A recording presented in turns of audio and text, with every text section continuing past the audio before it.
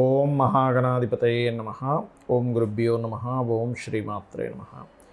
పరమేశ్వర స్వరూపమైనటువంటి జ్యోతిష, వాస్తు మరియు ఇతర అనేకమైనటువంటి శాస్త్రములను మనకు అందించినటువంటి మహర్షులకి నమస్కారం. హయగ్రీవ హయగ్రీవ హయగ్రీవేత్యో వదేత్తస్య నిస్సరసేవాని జన్హుకన్యా ప్రవాహవత్ అరుణాం కరుణాతరంగితాక్షీం ధృతపాశాంకుశపుష్పపానచాపాం అనిమాదిభిరావృతాం మయూకైః అహమిత్యేవ విభావయే భవానీం. శ్రీమాత్రే నమః. ప్రేక్షకులకి ఆ లలితాంబిక అమ్మవారి యొక్క అనుగ్రహం పరిపూర్ణంగా కలగాలని మనస్ఫూర్తి కోరుకుంటూ మనం ఈరోజు చెప్పుకోవే టాపిక్ ఏమిటి అంటే, కర్మకారకుడైనటువంటి శని భగవానుడు జూన్ 29వ తేదీ నుంచి కుంభరాశిలో ఉన్నటువంటి శని భగవానుడు వక్రిస్తున్నాడు. వక్రించి దాదాపుగా నవంబర్ 14వ తేదీ వరకు కూడా ఈ వక్రగతి ఉంటుంది. అంటే ఆల్మోస్ట్ 4.5 నెలల పాటు ఈ వక్రగతి అనేటువంటిది ఉంటుంది. సో ఈ వక్రగతి కుంభరాశిలో ఉండి మకరం వైపు చూస్తున్నందుకు 12 లగ్నాల వారికి ఎటువంటి విషయాల్లో బాగా కలిసి వస్తుంది, ఏ విషయాలలో పర్టికులర్గా జాగ్రత్తగా ఉండాలి, అదేవిధంగా ఎటువంటి పరిహార మార్గాలు చేసుకోవాలి. అలాగే వీడియో ఆఖరి వరకు చూడండి. లగ్నం కానీ నక్షత్రం కానీ రాశి కానీ తెలియని వారు, ఒకవేళ ఏలినాడు శని, అర్ధాష్టమి శని, అష్టమి శని నడుస్తున్నటువంటి వారు ఎటువంటి పరిహారాలు చేసుకోవాలనేటువంటి విషయం కూడా నేను మీకు చెప్తాను. వృషభ లగ్నము, వృషభ రాశి. వృషభ లగ్నం వారికి పాయింట్ వైజ్గా మీకు ఈ యొక్క శని వక్రి వల్ల ఎటువంటి ఫలితాలు వస్తాయి. శత్రువుపై జయం, 100% కాంపిటీషన్స్లో గెలుస్తారు. Point number 1. పాయింట్ నెంబర్ 2 ఏమిటి అని చెప్పి చూసుకున్నట్లయితే, కొద్దిగా సంతానం కోసము ఇబ్బంది పడేటువంటి వారికి ఈ యొక్క శని వక్రి ఒక అద్భుతమైనటువంటి యోగాన్ని ఇవ్వనుంది. పాయింట్ నెంబర్ 3, రాజకీయ పరంగా శని వక్రి వల్ల కొన్ని బెనిఫిట్స్ అనేటువంటివి కలుగుతాయి. గతంలో జరిగిన ఆటంకాలు, రాజకీయంగా ఎదగలేక కొన్ని జరిగినటువంటివి కొంతవరకు మీకు పాజిటివ్గా ఇవ్వనుంది ఈ శని యొక్క వక్రి. అయితే ఇక్కడ ఈ శని వక్రి వల్ల ఉన్న ప్రదేశం కాకుండా ఇతర ప్రదేశాలకు వెళ్ళడం ద్వారా మీరు కెరియర్లో సక్సెస్ అవుతారు. ప్లస్ మీరు కెరియర్లో ఉండగా ఇంకేదైనా చదువుకొని దాని ద్వారా కొంచెం కెరియర్లో ఒక హైక్ పొజిషన్లోకి వెళ్ళడానికి సపోర్ట్ చేస్తుంది మీకు ఈ శని వక్రి. మరి జాగ్రత్తలు ఏమిటి అని చెప్పి చూసుకున్నట్లయితే, పర్టికులర్గా శని వక్రి సమయంలో మీరు ఎవరితోనైనా కమ్యూనికేట్ ఆర్ ఏదైనా అగ్రిమెంట్స్ రాసుకునేటప్పుడు 100% జాగ్రత్తగా ఉండాలి. రెండవది, గవర్నమెంట్ రిలేటెడ్ సంబంధించినటువంటివి ఏవైతే మీకు రైతులకు కావచ్చు, లేకపోతే కన్స్ట్రక్షన్ రంగాల్లో ఉన్నటువంటి వారు కావచ్చు, కొంచెం గవర్నమెంట్ వస్తుందని అనవసరంగా ఆశలు పెట్టుకొని మిగతా వదిలేస్తూ ఉంటాం. ఇటువంటి విషయాల్లో జాగ్రత్తగా ఉండండి. తండ్రి గారి ఆస్తికి సంబంధించిన విషయంలో వచ్చేటువంటి విషయాల్లో కొంత స్ట్రెస్ అనేటువంటిది ఇస్తూ ఉంటుంది. అలాగే ఈ యొక్క శని వక్రి సమయంలో జీవిత భాగస్వామితోని లేదా లైఫ్ పార్ట్నర్తో పాటు బిజినెస్ పార్ట్నర్స్తోని జీవిత భాగస్వామితో మ్యారిటల్ లైఫ్ సంబంధించిన విషయంలో అలర్ట్గా ఉండాలి. చిన్న తప్పిదాలే మీకు కొంత ఇబ్బందినిస్తుంది. దీంతోపాటు పర్టికులర్గా ఇన్వెస్ట్మెంట్స్ చేసేటప్పుడు, విదేశాలకి వెళ్ళేటువంటి ప్రయత్నాలు చేసేటువంటి వారు కంప్లీట్ ఇన్ఫర్మేషన్ తెలుసుకోకుండా మీరు అక్కడ అడుగు వేయకండి. ఇది మెయిన్గా చూసుకోండి. అయితే మీరు ఎటువంటి పరిహార మార్గం చేసుకుంటే చాలా బాగుంటుంది అంటే, నిత్యము గణపతి ఉపాసన చేయండి. ఎంత మీరు గణపతి ఉపాసన చేస్తే పైన నేను ఇప్పుడు చెప్పినటువంటి అంశాల్లో పాజిటివ్ ఫలితాలన్నీ కూడా బ్రహ్మాండంగా రావడం జరుగుతుంది. అదేవిధంగా గణపతి ఉపాసనతో పాటు మీరు ఎటువంటి పని చేస్తున్నా ఒకసారి గణపతిని తలుచుకొని చేస్తూ ఉండండి. వీలైతే గణపతి క్షేత్రానికి ఒకసారి వెళ్ళి రండి. 100% మీకు పాజిటివ్ ఫలితాల యొక్క పర్సంటేజ్ పెరుగుతుంది. నెగటివ్ ఫలితాలు 100% జరగాల్సింది ఒక 10%లో మీకు తగ్గడం జరుగుతుంది.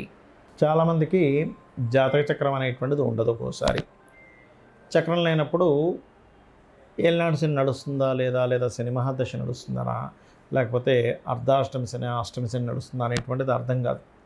అలాంటి వాళ్ళకి సిమ్టమ్ ఏమిటి అసలు మీకు అంటే, ఒకటే గుర్తుపెట్టుకోండి, పనులు ఆలస్యంగా అవుతుంటాయి కానీ ఖచ్చితంగా అవుతాయి. ఇది గుర్తుపెట్టుకోండి. ఎప్పుడైనా శని యొక్క రిజల్ట్ ఎలా ఉంటుందంటే, ఆలస్యంగా అవుతాయి కానీ ఖచ్చితంగా అవుతాయి. ఇంకొక గమ్మత్తైన విషయం ఏంటంటే, ఏలినాడు శని, అర్ధాష్టమి శని, అష్టమి శని ఉన్నప్పుడు చాలామందికి ఉన్నటువంటి అపోహ ఏమిటి అంటే, వివాహం అవ్వమేమో అనుకుంటారు, జాబ్ రాదేమో అనుకుంటారు, రాజకీయాల్లో గెలవమేమో అనుకుంటారు. కాదు, గుర్తుపెట్టుకోండి, రాజకీయాల్లో చక్కగా రాణిస్తారు, అందులో ఎటువంటి సందేహం లేదు.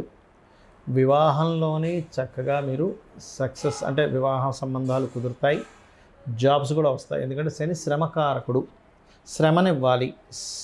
కాబట్టి ఆ శ్రమ రాజకీయాల్లో గెలిచిన వాడికి ఉంటుంది కానీ ఓడిన వాడికి ఉండదండి. ఎందుకంటే ఖాళీగా ఉంటాడు. అదే గెలిచిన వాడికి బోల్డ్ అంత వర్క్ ఉంటుంది రాజకీయంలో, అటు ఇటు తిరగడం హడావిడి ఉంటుంది. మనం అనుకుంటాం రాజకీయ నాయకులు అంటే ఏదో ఖాళీగా కూర్చుంటారని, కాదు, బోల్డ్ అంత పని ఉంటుంది వాళ్ళకి. అలాగే వివాహం అయితేనే ఎక్కువగా వాళ్ళకి బాధ్యతలు ఇవన్నీ పెరుగుతాయి. చాలామంది సంతానం కూడా కలగదనుకుంటారు, కాదు, పర్టికులర్గా శని యొక్క ప్రభావం వల్లే సంతానం కూడా కలుగుతారు, ఇది గుర్తుపెట్టుకోండి. అయితే ఇక్కడ మరి కొంతమందికి ఏలినాటి అష్టమి శని, అర్ధాష్టమి శని నడిచేటప్పుడు తీసుకోవాల్సిన ముఖ్యమైన జాగ్రత్తలు ఏమిటి అంటే, పాయింట్ నెంబర్ 1, మీరు ఏ పనిని కూడా పోస్ట్పోన్ చేయకండి. మీరు ఎంత పోస్ట్పోన్ చేస్తూ ఉన్నారో వరకు శని యొక్క నెగటివ్ ఎఫెక్ట్ అంత పెరుగుతూ ఉంటుంది. మీరు ఎంత త్వరగా మీ యొక్క పనులు ముగించుకుంటూ ఉంటే శని యొక్క బ్యాడ్ ఎఫెక్ట్ తగ్గడం, పాజిటివ్ ఎఫెక్ట్ పెరగడం జరుగుతుంది. పాయింట్ నెంబర్ 2, మధ్యాహ్నం పూట అసలు నిద్రపోకండి. మధ్యాహ్నం పూట కనుక మీరు నిద్రపోవడం కనుక అలవాటు చేసుకున్నారా, ముఖ్యంగా ఏలినాటి శని, అర్ధాష్టమి శని, అష్టమి శనిలో ఇంకా దాని యొక్క బ్యాడ్ ఎఫెక్ట్ అనేది పెరుగుతూ ఉంటుంది. వీలైనంత మటుకు త్వరగా నిద్ర లేవడం, కాస్త నైట్ టైం కొంచెం త్వరగా నిద్రపోయి ఉదయం త్వరగా నిద్ర లేవడం, ఎక్సర్సైజ్ చేయడం, వాకింగ్ చేయడం చేస్తూ ఉన్నట్లయితే బ్రహ్మాండంగా కలిసి వస్తుంది. అలాగే ఆలయాలు పర్టికులర్గా మీరు ఆంజనేయ స్వామి ఆలయము, సుబ్రహ్మణ్యేశ్వర స్వామి ఆలయము, అదేవిధంగా నరసింహస్వామి ఆలయము, గణపతి ఆలయము, లేదా రావి చుట్టూ ప్రదక్షిణాలు, సర్పాలయాలు ఉంటాయి.